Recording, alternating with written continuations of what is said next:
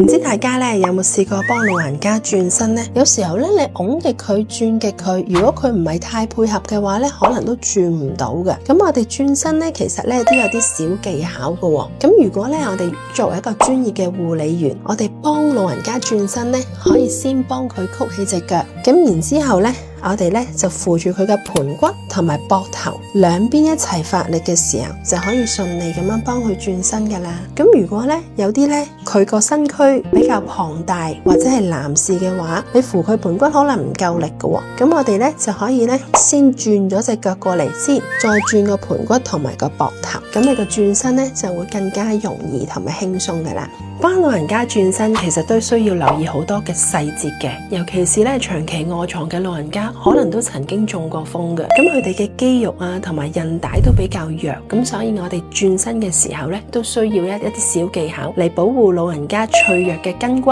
希望咧各位護工都會學到多啲，繼續關注我哋啊！